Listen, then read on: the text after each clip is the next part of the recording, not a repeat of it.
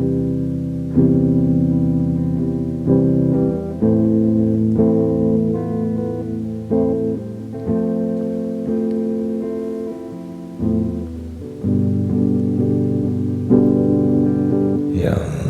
cevaplarla gitti doğrular.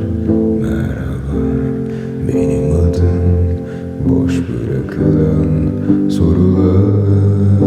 Üstünden geçen bulutlara inanmam. Onlar her zaman biraz hüzün taşırlar. Sen benim sensizliğimin başlangıcı oldun. Boş sayfalara doldum. Bu akşam ayrı bir olsun.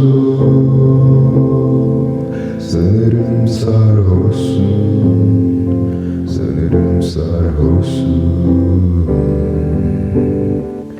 Bu akşam ayrı bir olsun. Sanırım sarhoşsun. Sanırım sarhoşsun.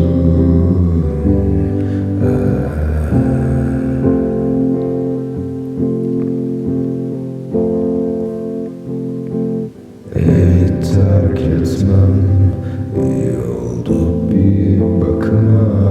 Ben zaten uyuyamam ışıkta sözlerine. Atlayarak geçtiğin o çok ünlü olmayan kitaplarındaki gibi. Sen benim sensizliğimin başlangıcı oldun. O sayfaları doldum.